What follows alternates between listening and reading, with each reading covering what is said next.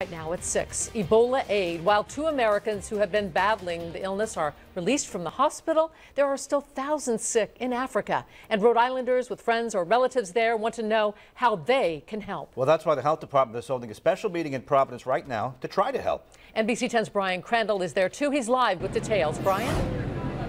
Patrice and Jean, members of the Rhode Island Health Department, are here at this church on Elmwood Avenue, about to begin this meeting with members of the West African community, particularly from the Liberian community, because there is such a large contingent of Liberians in Rhode Island, about 15,000. Now, Liberia is one of 4 West African nations that is now dealing with an outbreak of the potentially deadly Ebola virus. And the point of the meeting here tonight is to inform local Liberians and other folks of West African descent about Ebola, and to then have them pass along that information to their loved ones back in their home country.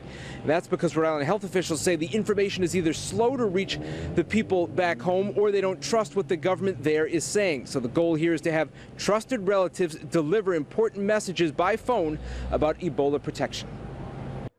You know, imagine what it must be like being here in Rhode Island and thinking about people home in West Africa, with borders that are closed, with commercial airlines that are no longer flying, or many commercial air flights have been suspended, hearing about a disease that's pretty scary and not knowing who to believe.